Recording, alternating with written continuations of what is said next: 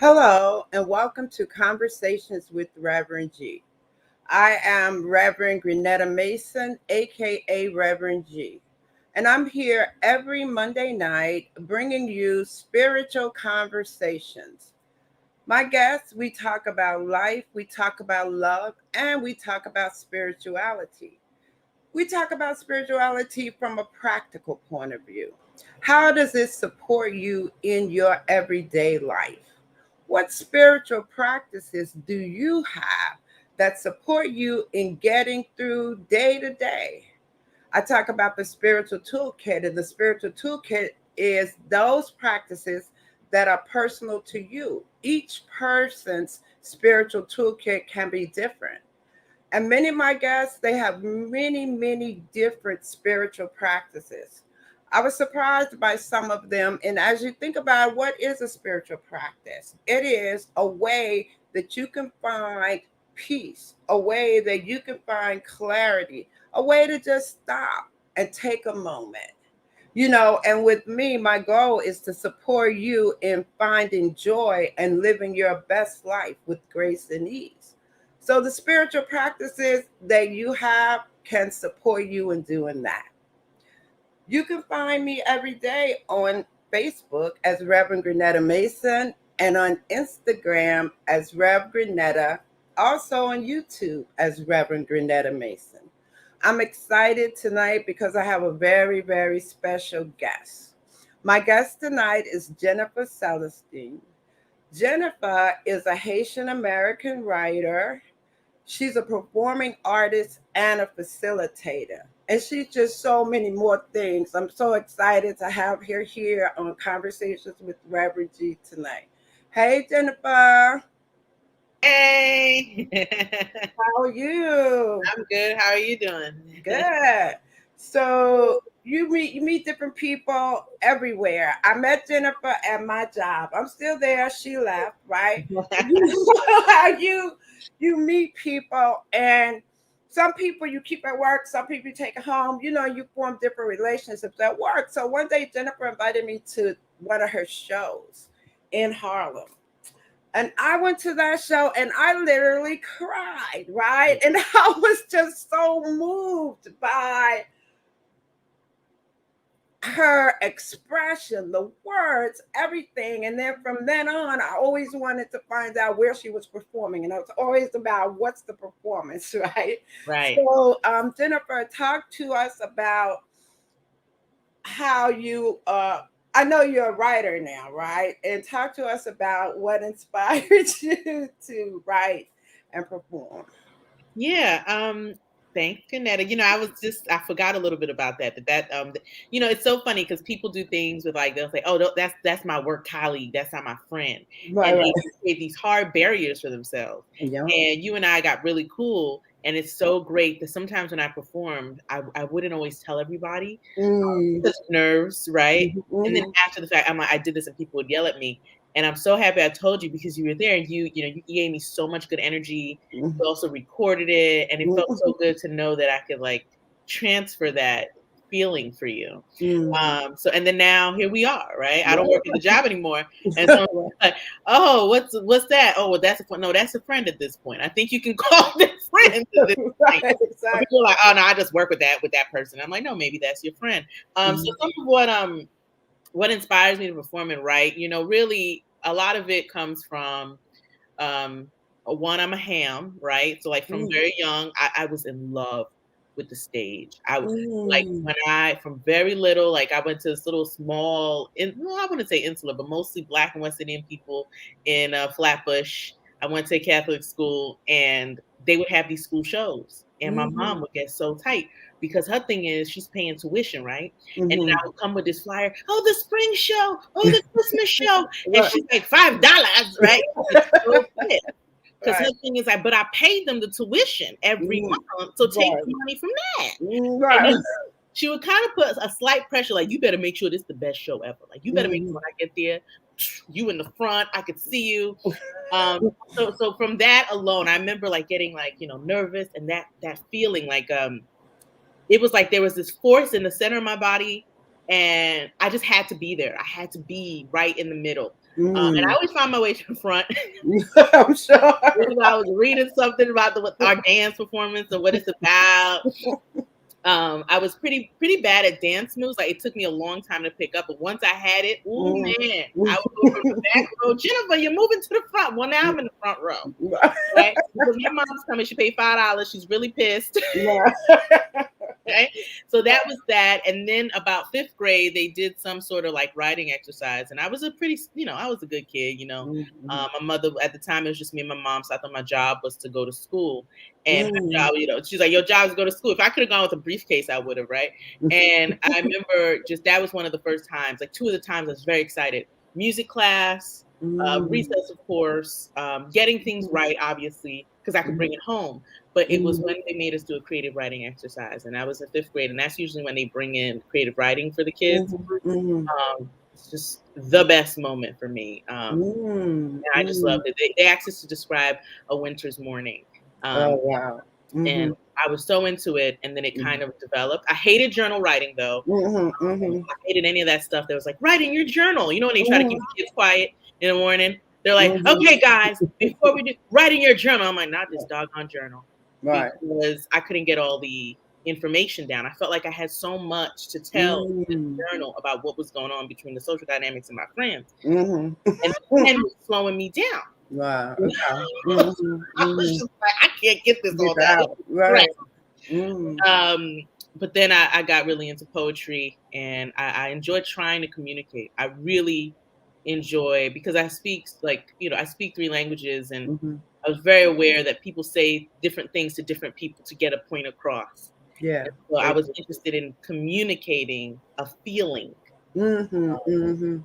you That know. does come across when I saw you. That's why I was more about the feelings were really there and everything. And you'll be surprised. Today I went back and looked at some of your old stuff, right? I was like, oh my God, I was just so Yeah. impressed again with how talented you are, right? And I was like, I hope she does one of her poems tonight, right?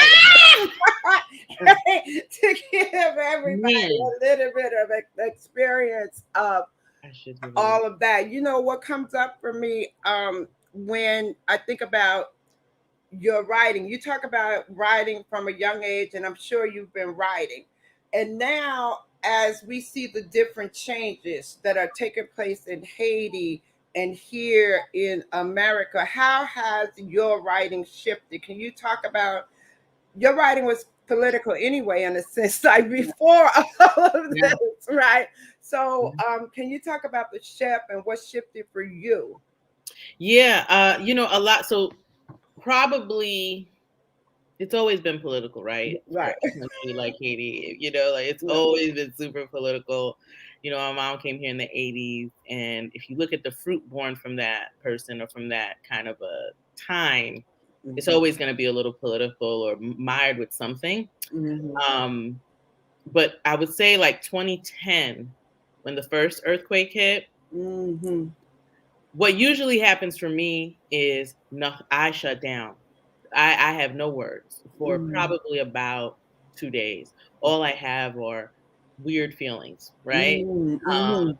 lots of a range of emotions, from sadness to anger to confusion, pure confusion, right? Mhm. Gathering information. Who did what, when, where, how, what? Mhm. And then news becomes a point. Which news outlet is sharing what?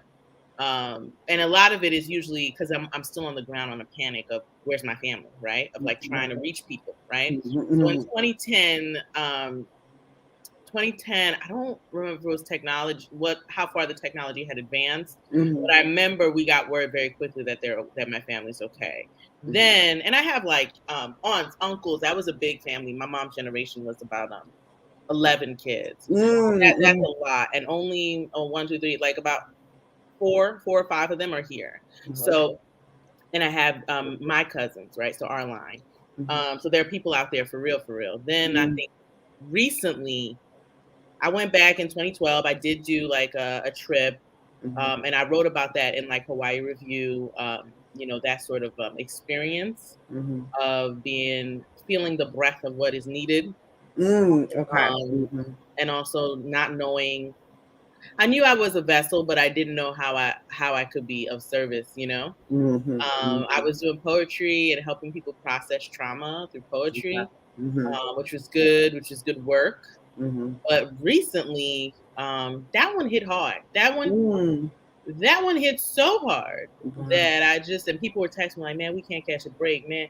And I was just like, "I can't see anything. Like, I can't hear anything." I reached out to my family on WhatsApp and I Mhm. was like, "Y'all good?" And they said, "Yeah, we good." My uncle's punk ass, excuse my French, he had gone out there and he he had gone out there to see his young thing, Mm. you know, and poor girl. Yeah. Anyway, he ain't got no money. But anyway, Mhm. he went out there and I was kind of like, well, where is he? I didn't send for him. But Mhm. I think one of the biggest things about the earthquake hitting when it happened, this year Mhm. was when it happened, which is Okay. it was the 230th anniversary of the start of the Haitian Revolution, which actually Mm. began with a voodoo ceremony at Bois Caïman, um, Mm. in Haiti. And so that was when, a man, Boukman, Dutty Mhm. Boukman, who he was actually Jamaican born. Mhm. His name's like Bookman. Like he's a reader. He reads. He's one of the Negroes that read. Bookman, What book right? is a good So, name, right? right. And I had been to Jamaica recently, and it was one, the Jamaican people had a lot of reverence for Haitian people, but I also saw how close it was to Haiti. Like Mhm. mentally, I never really realized how close we were. And so, Mhm. Boukman gets traded over to some French people, and he kind of becomes like a slave driver. Like he's one of the main slave, like, But because of this, Mhm. he has a lot of influence, and he also is a voodoo priest, and he and a woman named Cecil Fatima, who's a voodoo priestess, a mumble, Mhm. they had a ceremony on that same day in 1791. Oh, So when okay. that hits Mhm. 230 years later to the day, Mm. the Haitians are like, this is a curse. I told Oh, you okay. guys. Okay, they took it all the way there. They Right. sit there, and I'm like, oh no, this ain't a curse. Mhm. This is divine in a way, right? Mm. But so many Mhm. people saw it as like, I'm telling you, like it just fed the idea that like we're screwed, or like A we lot of things have happened, in Haiti too, where it seems like you can't get a break, right? oh Like yeah, one thing after the next, where there's no real break, right? yeah, And then if we look at recently all the Haitians that are coming here and the impact of how they are being treated and what's happening with that, how are you processing that?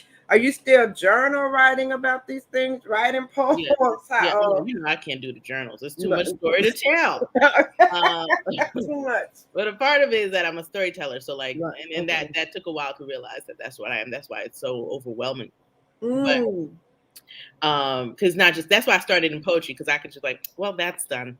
I gave Oh, you okay. some illusions. I gave you a little snippet, a slice of life, and I'm done. But now I'm Mm-hmm. working on like longer pieces. And what bothered me the most probably about these Haitians along the border, for a while I had been thinking about, I need to go check out these Haitians in Mexico and in like Tijuana, because the Mexican people started to have like Haitian food vendors, right?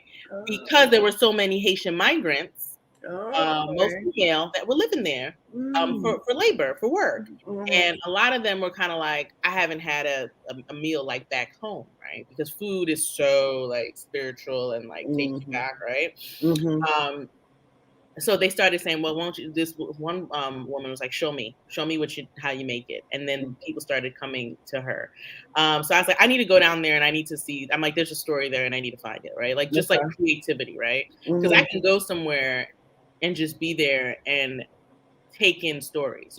This was like a superpower I discovered. Like I went to Puerto Rico and I was in like, Old San Juan, and I was like, oh my God. Like, I went to the Citadel or the Citadel, and I remember being like, oh my God, there's so many stories here. Like it was like almost overwhelming. Like I was like, oh, I know this person, and I'm like, Mm-hmm. this person came through, Haiti. They then went through Cuba, and then they came up here, and I'm like, Granted, one would be like, "What's your imagination?" I'm like, "It's more than that because it was way too intense." Mm. So I wanted to go there, but a lot of what's happening over there that pissed me off, and I gotta stop watching this. Besides, like, there's images. Mm-hmm. People thought they were coming straight from Haiti, and I don't blame Yeah, them. that was something we learned. That was, I mean, and I think we didn't really become, if you don't pay attention, we didn't really become aware of it until they started sending people back to Haiti who had been gone for 6 years. And they're like, what am I doing here? I am not here. That's when I became aware of the whole idea that where the people were real, where were they really coming from? Because Right. it was like the Haitians are here, like they jumped over here from Haiti, and we gonna send them all Yeah. back. The narrative was like 1990 boat people. The narrative was like, it's so terrible. The Haitians got on a boat. They Right. went all the way to Mexico because apparently that's the most direct route. Right. Right. Right? But that's not how it went down. They were migrant people, and most of the people in the Caribbean are migrant people, right? You'll find people on different islands, going all over the place. Jamaicans will go to Cuba, back and forth. To name one is not enough. That's Right. how we move through the islands, right? I got Mhm. people. I have cousins in Aruba. One of my cousins was thinking about going to Chile or coming. This was a while back, or coming up here. But that's how they got there. They would do a visa, or relationships would change with the country, and they would say, "Oh, Haitians, come on, Right. We'll give you. Yeah, Like, and it's when did you? How old were you when you came here to Brooklyn? yeah, I was born You here. were, I was okay. So born you, here. okay, your mama came in the 80s. Yep, my mom came in the Well, you 80s. was born. I know you were born in 80s too, right? So Yeah, yeah. okay, got it. All right. Yeah. Can you talk about um how your religion, how you grew up, religion, spirituality, what has inspired you and where you are now. So it's like take us on a little spiritual journey. Oh, well, good. You're like, what good? I'm like, that's a big question.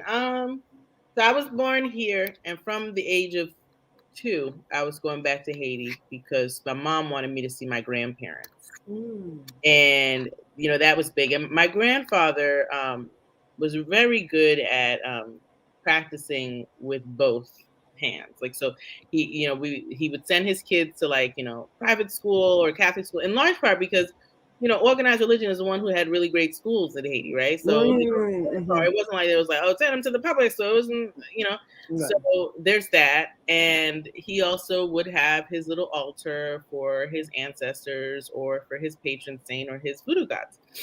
And from 2 on, I would go back and forth. And then, from as young as I could remember, my mom would do this thing where she would have coffee out, especially after my grandfather died, because quickly after I came, when I was younger, I would say maybe 4, he passed away. She would do this thing of putting coffee out for him, right? Like every Sunday or Saturday, she put out coffee for him in these little tin cups by the window. She'd say, "This is coffee for your granddad, so he can have a little coffee." Right. And she'd do a little prayer. So that's like her own little altar. And over time, like, the coffee would kind of evaporate, right? And she would tell me that he's drinking. Right. So I was like, oh, okay. When does he come by and drink? Right. So how dare I question these things? Right. Because Santa Claus wiggles himself, Did you have a chimney, right? When did you have one? I didn't have a chimney, but apparently he comes into my apartment building in Brooklyn, even though we lock everything. So, it's plausible, right? Right, exactly. Is my granddad coming for this coffee, and Santa's coming for these milk and cookies, Right. Or one time my mom was like, "Why don't you pray to Santa Claus? Pray to Santa Claus to get me a red car," right? I was praying to Santa Claus. Listen to this. Praying to Santa Claus to get my mom a red car. And I was like, how is that going to fit under the tree? So from an early age, it's like I had some questions. But the funny thing is I didn't have questions about, like, what happens when you look at theory of evolution, because the Catholics were teaching you about all the religious stuff, all the sacrifices. I still can't get over that bad killing, ready to kill his son. What is Isaiah or something?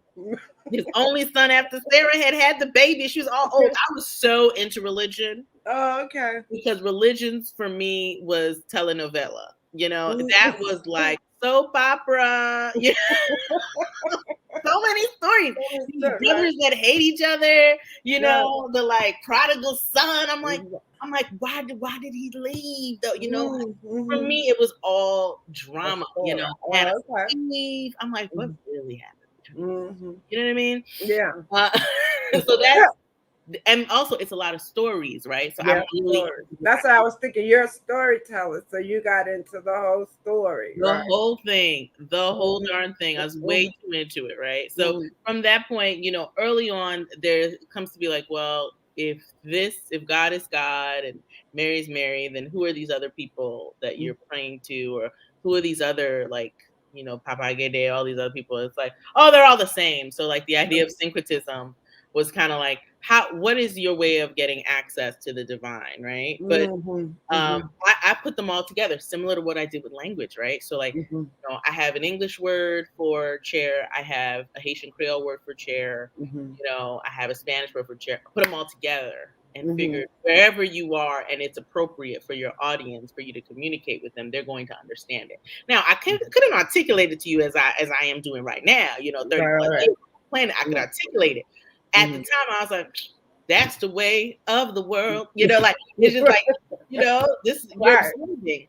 So I would say now I'm at a place where, recently I got really into, astrology as I was into, right? But I was also really into, the idea of like the Mother Mary or Lee, and like I wanted to have like the Black Madonna in my house, because I have a really like Black Madonna-esque relationship with my mother. That's what I wanted, those kinds of things. And I was like, is that gonna look too like voodoo-y? Like if I have, I was gonna get a beaded curtain of the Black Madonna. I'm gonna beaded curtain when you walk in, you gotta go through her. And I was like, and I was like, is that too Haitian? Like, is that like, woo? Right. My dad probably wouldn't like it. My dad is like more like Catholic-y and like that's word Catholic-y. And I am very much so like whatever works, I've been in ceremonies with my mom. I've been like, oh, like what's happening? Like spooky. So you were approaching it from like a curiosity, yes. right? Yes. Like that's what it sounds like. You're going like spooky. Let me see what this is, right? Yeah. I'm like, what y'all singing? Can I sing it too? And now what happens? And like, people catching like a spirit or like becoming entranced. That never was strange because, and it's funny, it was never strange because I said, well, look at when I went to like a Black church, like a Pentecostal kind of a church, I was like, that's what they told me to catching the Holy Ghost, Right. And I was like, oh, is that? Because I remember they brought me up to the front one time. I went with my cousin who was converted. And he was much older than me. And they're like, come to the front and declare your love for Jesus. And I remember being very, like, believe it or not, I was kind of like, this is too much. I just came here to watch and take notes. I was like 15. I was like, ooh, this lady wants to hold my hand. I don't really know you like that. And she's like, tell Jesus you love him. Tell him your sins. I'm like, I'm Catholic. We do the confession in a booth with a man we don't even see. And then I come to the front and do a decade of the rosary. I don't need to talk to all of you about the bullshit that I was doing this week. Tell Jesus that you love him, right? It was too much for me, but it was community, right? It was community, and it was too much for me because I wasn't sure. But then as soon as I saw people catch the spirit, I was just like, oh, okay, I see what's going on here.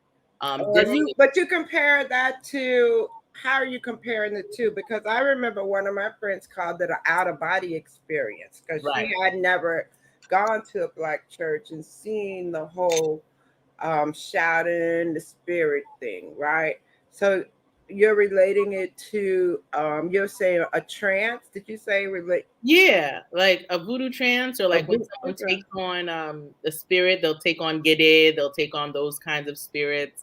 Especially now, like, now it's the season of like, the Halloween and it's Gede season. And Gede, some people liken it to like the Haitian Day of the Dead. But it's a whole season, right? It's like leading up to it. But it's interesting because I don't know anything about this. What you're talking about right I know nothing about this, but it's now? interesting that you No. should say this. I don't know what you're talking about. I don't know anything Right, about it, but what I was going to say is interesting, and I might stop and ask a few questions for clarity, right? But right, right, right, right. but what I wanted to say is that we were taught that all that is bad, right? Yeah, Don't even look at it. And then here you are with just like, yeah, Grenetta, right? yeah, yeah, So yeah. like opening up a whole thing of curiosity about it. Right, Um, and also I don't have a feeling of it being so negative as you talk about it. right. So when you're presenting it, what are what will you say? I guess I'm trying to say, how is it for you so positive? I think it's the way they painted it for us. You Wow. understand? Yeah. It's so funny because my partner was asking me, he was like, what is that? Like, what is for you? And I told him, Mhm, and I ended up saying to him, people don't always talk about it. And he mhm, goes, well, because we've shamed them from talking about it, right? mhm, And I will say, because my mom was not shamed, I just treat it as another aspect of the Haitian culture. So, mhm, mhm, for example, so someone, let's say my grandmother, well, not let's say, she did. My grandmother passed away. We go back to Haiti. We go for a funeral. There's mhm, all this stuff that's happening, at the church, the Sacred Heart Church. Like, we go in to the all white church, beautiful church. We're mhm, doing all this stuff. We're having all this stuff. We have people come to the house afterwards to sort of mhm, like, to mark her death and all that. Um, and then a year from then, it's like, but we have to do, what you call like a commemorative mass, or like a mass for the person. But then they'll be okay, and we also got to do a ceremony to mhm. honor the ancestors, Okay. to the people that came before us. We have a tree in the house where we put in offerings. We put in, this is for our ancestors. This tree grows and thrives for our ancestors. So Mhm, because of that, it was always kind of like this is the connection to the ancestral past. This is mhm, the way that I have access to my grandparents, to the mhm. people that came before them, and so on and so forth. So it's always kind of been like positive for me. Now, I won't go around telling people, "Oh, this is my voodoo like Right. voodoo season." But Right. if you look at Halloween, I think sometimes as humans we're just so afraid of stuff like that. Mhm, mhm. But it's a part of that. It's a part of the human experience, right? And I Right, think, but it's a part of the culture too, because I can remember hearing people say, "Oh, they done voodooed you," and she ran down the street and cut everybody's head off, or yeah, you got voodooed, or they put something in your food, or they did this. You know yeah, what I'm saying? oh yeah, I Face, do, right? And it I was like, do, "Oh no, right? yeah. Don't, right?" I So, do find I have to tell everybody, like, if I get in a romantic relationship, that I'm kind of like, oh, I'm Haitian, but I don't do bad stuff. Like, I have to tell them so that they don't think mm, like when we break up that I'm gonna put a curse on you or something. I'm like, no, no, no, I don't do that. In large mhm, part, I don't do it though. It's not because it can't be done. It can be done. I don't do it because I don't want to conjure that up. I don't want to be a part mhm, of that, right? mhm, mhm, Um, mhm, that's what that is. I don't want to be mhm, a part of that, because if someone doesn't know what they're doing, you could harm yourself, right? mhm, Or mhm. you have an intention of putting one thing out there, and then it comes back to you, because there is like the universe doing what it needs to do, right? Mhm, mhm, I can't mhm, live that life, right? mhm, My mom mhm, did always tell me from when I was a little girl. She said, mhm. if you don't believe the bad stuff cannot harm you, it is the Right, people that are like mired in it that are gonna right, like, right, right. I always said if I don't believe it, it could never happen to it me. can't touch Right, right, exactly. And so that was always where I stood with it. I don't believe it, so it won't happen you. to It me. won't. So that's interesting that that was also a part of the whole idea of how it works. You have to Yeah. believe it, You right? have to be in it. Yeah, in it. Yeah, that's really interesting. And as you said, what I was thinking about is when I talk about spirituality and religion, it's about having a space to talk about Jesus and Buddhism and all those things. But I like the idea of being comfortable enough where you could talk about voodoo and not have us and not have it feel like foreign or so Yeah. far from what's really happening, because I know when I looked at Wiccans and their philosophy and everything, Mhm. we were told witches were bad, stay away from all that, right? Yeah. But if you look at the principles, they say harm no one, right? Right. So it's just interesting how we're taught, and I would say Christianity because I was mostly Christian, right? That Mhm. all of that is terrible, it's bad, it's not the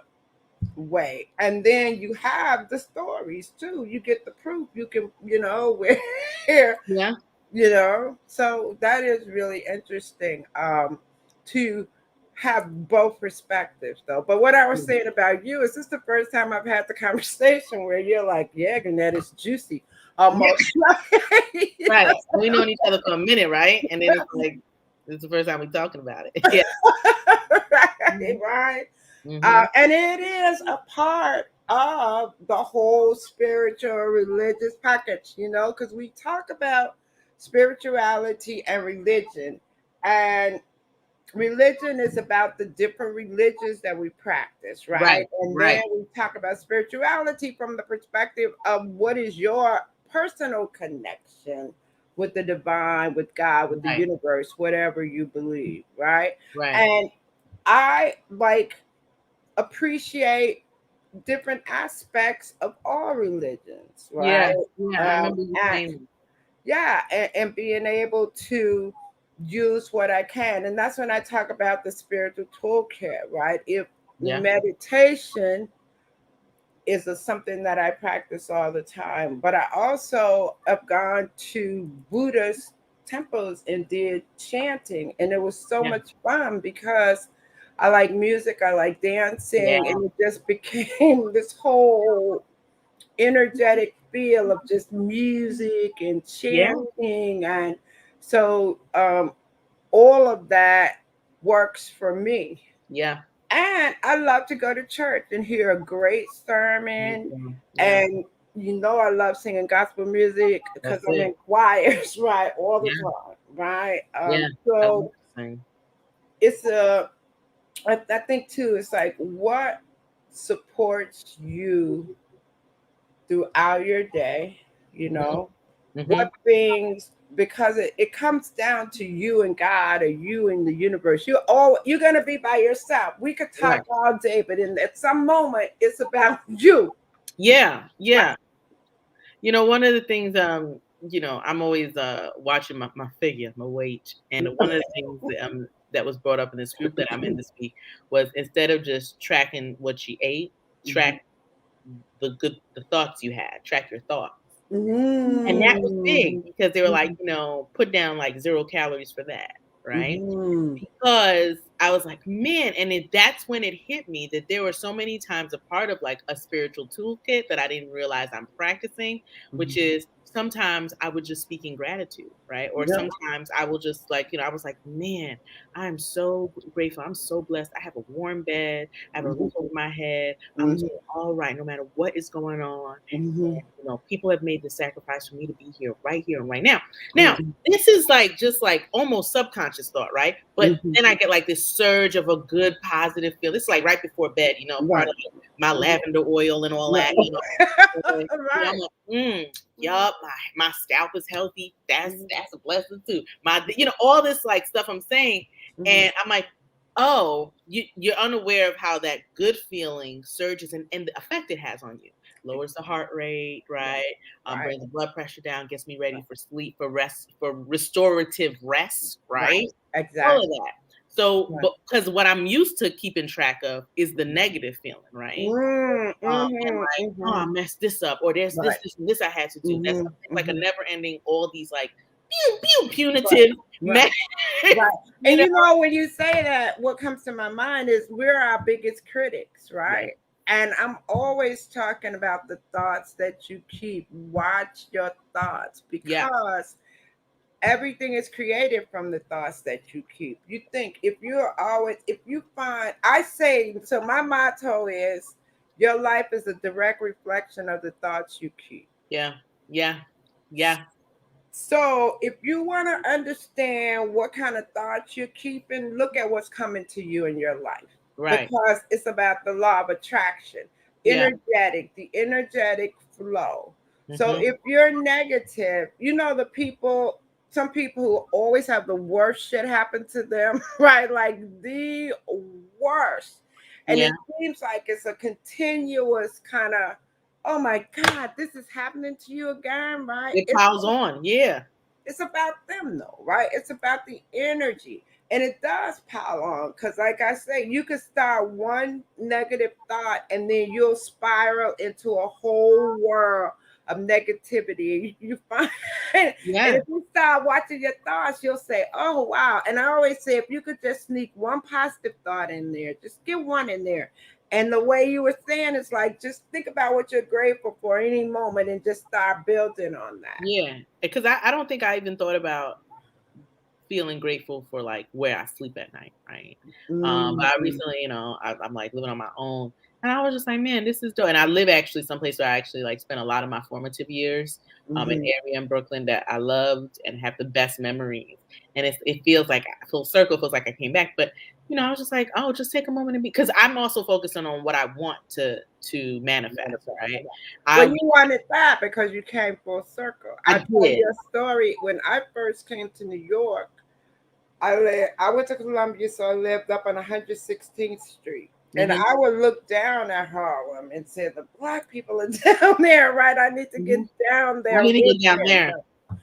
20 years later, I'm down here. I Right, right down where I was looking down over Harlem, right? right, right, And it's interesting because I also think about when we create these thoughts and the things that we manifest. At what point do we create the thoughts for having it? And as you said, you wanted to come back to that I community. I did. said, oh, I want to get down there to Harlem from the very beginning because it was like a little circle around us. We didn't go down there, Right, right? You right, and know you what I'm wanted to saying? be there, yeah. Right, exactly.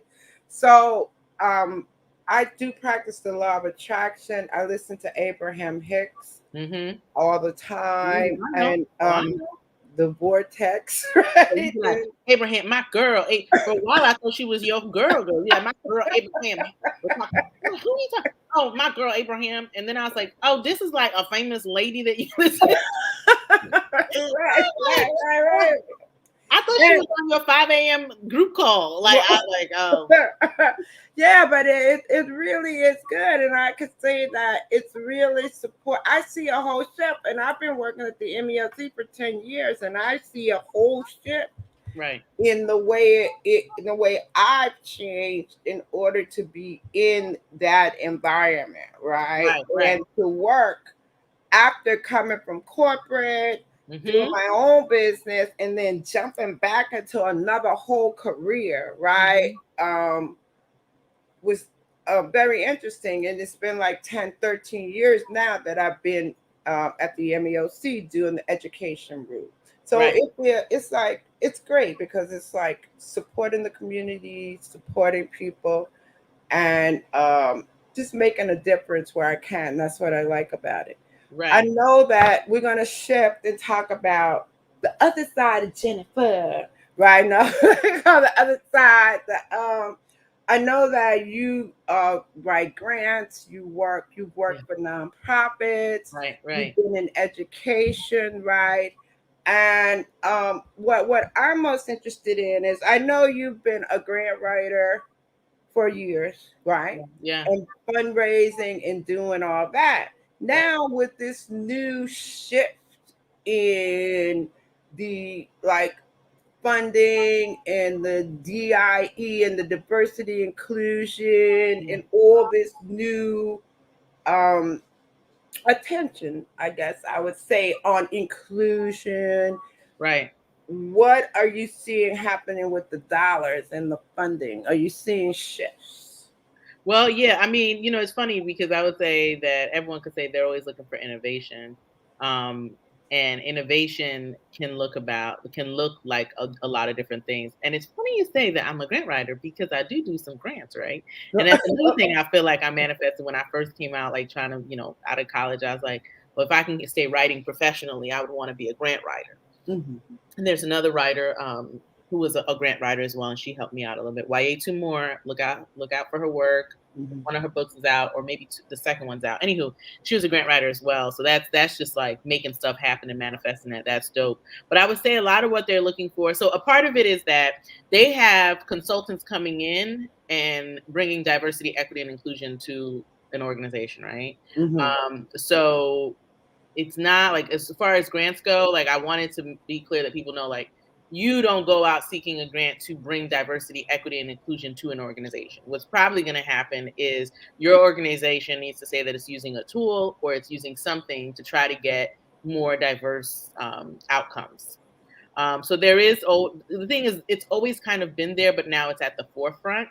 Mhm. Um, Mhm. it's always kind of been there. It's always been about like making sure that everyone gets a fair shot, at the American dream, right? Um, but now I'm seeing a lot more, like, for example, right now I'm at the School of Journalism. Some Mhm. of the things that you might see are like, what are the incubators or the programs that are training and putting dollars into the education of journalists, of Okay. Okay.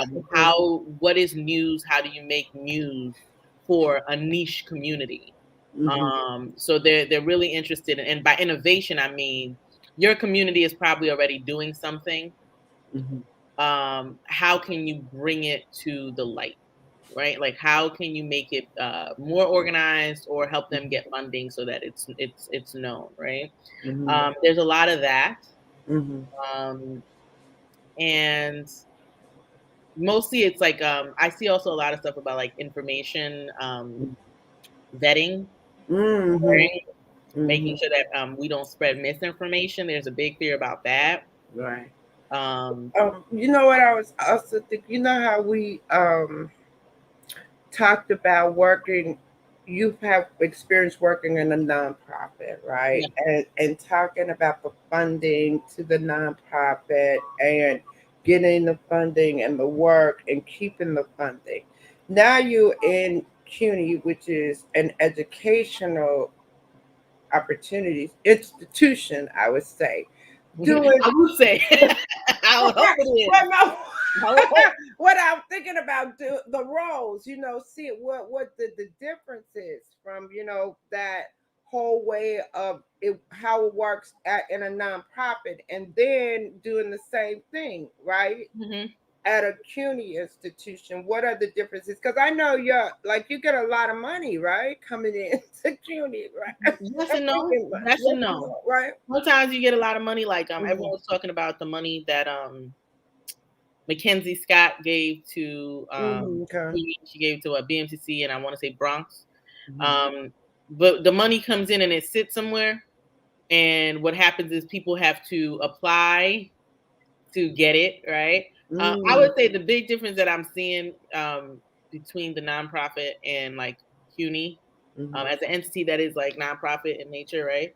Mm-hmm. Um, the nonprofit is so much more just cutthroat. Um, Mm-hmm. it's so much more cutthroat. In many ways, I mean, there are tons of people on the union arguments, but CUNY leaves room for like not hitting the target the first time. Okay. Where Okay, like I get that. Mm-hmm. nonprofit is like, you didn't hit the target. Mm-hmm. Well, Something. of course, there's the corrective action plan, all that good stuff, right? But Mm-hmm. you about to get fired, and No. not just you, right? Mm-hmm. So what they'll do is like, okay, let's say I wrote a grant, I'm a director or something, and I had a program and it wasn't working. Mm-hmm. What's worse is like, it's usually it's not me that gets fired, right? What's Mm-hmm. terrible, and that's why that person, heavy the head, who wears that crown, Mm-hmm. is they're kind of like always a little stressed, and they have the dark circles under their eyes. Mm-hmm. The nonprofit leader never looks like they're styling and profiling. They always look like they didn't have enough sleep. Right. And Right. No. they're dealing with, a leader recognizes in those spaces that you're just trying to make sure people like can get their daily bread. Like, you're trying to make sure that people can like keep a Mm-hmm. roof over their head and Mm-hmm. keep that money coming in. And they have to deal with the fact that they might have to let someone go. And what I've also seen too is like that nonprofit leader tries to take the L for the person to be like, you know what, I'll just step down. Right? Mm-hmm. They're like, I volunteer as tribute, right? I am the But sacrifice, right? right, right, right. The martyr always, right? Right, the martyr, Right, exactly. But right. what usually happens is that their salary is not even enough to cover the hole. Mm, right? mhm. It's like, okay, you sacrifice yourself, but Right. now you leave your people open Right. to another Mhm, leader or somebody who's going to come in and be more cutthroat and cut them anyway and be like, you was mhm, useless and cut them anyway. Whereas in CUNY, I see a lot more like, we didn't meet the target this time. How can we, put a measure in place to meet the target? I've seen a lot of, I didn't know that you can get, like a nonprofit doesn't really do extensions on grants. mhm, CUNY does. Like, let's say you didn't spend something down, mhm, and not just CUNY, the foundations that are giving you money. You mhm, can. I mhm. didn't know that you. One time I said I said, just give the money back. You know, this was around the DACA time, and we were trying to Right. do. We were trying to get a bunch of people who were DACA to get Spanish HSC, high school Mhm, fluency, and we had recruited and did all this great work, but we mhm. weren't meeting that number they wanted. We didn't have 100 Okay. plus people. We had like Mhm, 25 people, and I said, just give it back. And she's like, mhm. it doesn't work that way. And I said, just give it back. It Yeah, right. You can't just give it back. And then, and I'm like, well, that's really crappy. Now you put me in a tough position. You don't want Mhm, your money back, but you keep mhm, asking me to do something that mhm, I'm clearly failing at, right? mhm, mhm. So That's that's interesting. the big Um, difference. yeah, when I think about you, I think about your day job and then your performing skills and all of that. How are you balancing that, and what are you doing creatively these days? Because yeah, you're creative. I'm gonna say you're creative. So Yeah. not to be so many different How do things. I balance that? I will say that it's been man, I always had my foot in two things, right? So Mhm. like being a great student, being that good Catholic girl, schoolgirl my mom sent me to Mm, school, and like being a performer. That side of me always had to be met. So I think mm, that has followed through life. I needed to have a good job, I needed to have bills being paid, and I needed to also be creative. Now, I think more and more I'm coming to terms, there were a couple of years of, I wouldn't say struggle, mhm, but like a tussle. And mm, like I really needed to be stable. And I had several years of instability of like, oh, I'm out of school and I'm working a restaurant, or mm, I'm at a little teeny tiny nonprofit and they're paying me this little bit of money to do, mm. but I started to realize that leads to like lots of fatigue. It seems obvious, but I'm learning to prioritize that time. I also I got a reading not too long ago from a tarot reader. I like tarot. I dabble because I think whatever the universe wants to tell you, it will. Whatever you like, you're saying about what it's attracting, it will be revealed in the cards. I've had a lot of things revealed in cards before in the past. Mhm, mhm. um, my mom, subscribed to some cards, Uh, so what I found they said was like, 3 years ago there was a great opportunity creatively, that's coming back around again, right? Mm, And it said you were distracted, and then when I look back 3 years ago, I was hustling at this day job and doing good work, mhm, but at a certain point, I do lose steam because it doesn't fully feed the soul. Because a part of this stuff is that you do good work, but then you become a cog, right? mm, Day in and day mhm, out. I come mhm, in, I do this, I make the mhm, donuts, and then I go mhm. home, right? And Right. so, it's like, how can I like keep regenerating? How can I keep making Mhm, ideas, stories? That really feeds me. Is it exhausting? Absolutely. Does it take mm, time? Absolutely. So mhm, I've learned to make time, and also just to not cut myself some slack, as far as like if I'm doing a regular 9 to 5 season, and by season I mean like it's back to school, right? And I'm at mhm. a school, an institution. Right. Right. I can't expect The that I'm same. going to produce like the Mhm, 2 days I mhm. have off that I'm gonna. Right. Well, that's not gonna. But what I found is when I took time off, like took a Mhm. week off, took a couple of days off, and I'll be like, no, no, no, I'm doing this. The stuff just pours right out. Mm, Um, mhm, I mm, feel better, I feel stronger, and I go back in. The writer, the performer, the creative person has always had to keep the lights on and be creative. You know what I mean? There are tons of mm, writers who died obviously in obscurity. And I mm, always remember Zora Neale Hurston died in an unmarked grave. It wasn't until mm, Alice Walker and her come up mm, came back and put a marker on her mm, grave. This mhm. great woman of literature, you Yeah. know, Yeah. um, who plug is in this collection that I was in, that is Mhm, right now out of stock, but you can check out Midnight and Indigo on their mhm, website, and I have some stories there. We started with, an excerpt from her. There are years that ask questions and years that answer, mm, and that's from there as we're watching God. And I feel like those were the like that. I have gone through a lot of years of asking questions, Mm-hmm. Um, I don't think And I then, fully realize all the answers, but I think I'm approaching it. mm-hmm. You That's gotta put a really limit on the day job sometimes. You gotta tell them I'm done. All right. right, I'm done. Yeah. So, I also the other thing I'd like for you to share is what will be your top three spiritual practices in your toolkit. Hmm. Um, in my toolkit has to be song. Mm. Listen, when we were stuck at home because of the pandemic, I was Mm-hmm. noticing I on my way to work, I would listen to like gospel or listen to like live music or just music, right? Because I love that. Mm-hmm. And I wasn't listening to much music, and I was a little crabby in the morning. I was a little Mm. hard, and I was Mm-hmm. like, "Oh, just play some music now," right? Yeah. Right. And I was like, "Oh, I'm Mm-hmm. missing." I was like, "Oh, I'm in it," right? So I was definitely some sort of song. Um, definitely. A picture of an ancestor of like my mom or like Mm-hmm. some sort of a picture of like a grandparent or pictures have been like kind of big for me and like stirring me emotionally of like where I was at the time when that was taken and stuff like that. Mm-hmm. Um and I'm actually really big now, and I'm not good at crystals, but I'm Mm-hmm. really big on like lighting candles or burning Mm-hmm. like lavender and sage. And I Mm-hmm. find that like when I burn that stuff, it's really funny because it's like one of the smells I'm used to smelling when I'm in Haiti, and I don't, some of it is like the charcoal and like that kind of charcoal grill, but some of it is just like that burning and like cleansing space. It's real. The science And the finally. memories too, because smells hold memories, Yeah. right? And so, as you're saying, it reminds you of Haiti. Some smells that Yeah, you had there, then you come back and you have those memories. So that's pretty cool, so right? that's the good part. So a song, Hmm. a picture, and candle, sage, kind of like light, like fire. We don't have a whole lot of time left. Do you have anything in your head you could share, like a quick poem, a quick like give us a little something, Jenny? No pressure. Yes. Uh, Yes, it's like, yeah, there's always something, right? There's mhm. always something. It's all about which one I want to do. You know, everyone knows. Well, not everyone knows. I can't say everyone knows. Some people know this one. It's called like Chasing Summer. I won't do the whole thing though. Okay, just give us some. I think you know that one. Okay.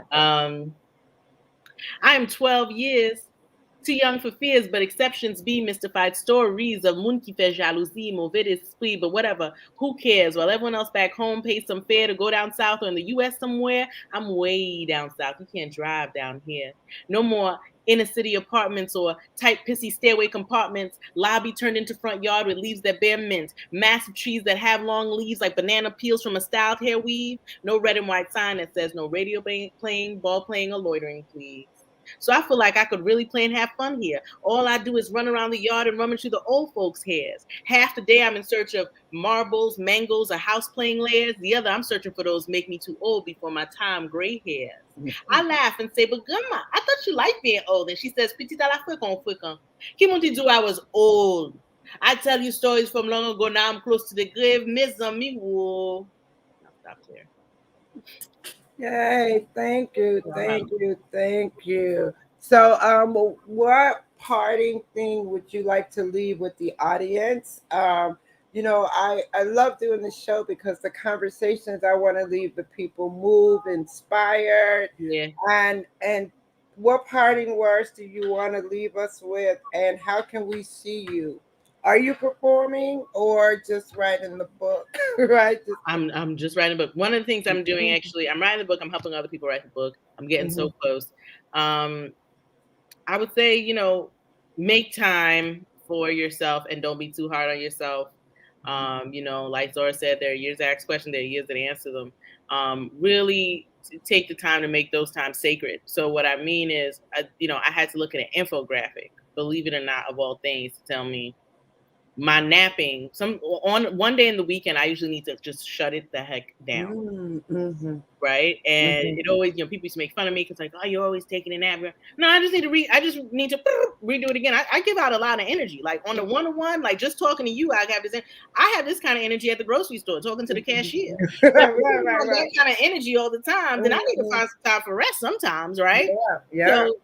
So, don't be so hard on yourself. And it's like, instead of thinking about like, I did nothing today, which is what capitalism does, of making you think you sat around and you did nothing. No, Mhm. you took time for you. You rested. You took a Mhm. nap. You read a Mhm. book. Mhm. You binge watched a TV show for the drama because you like stories, right? Yeah, right.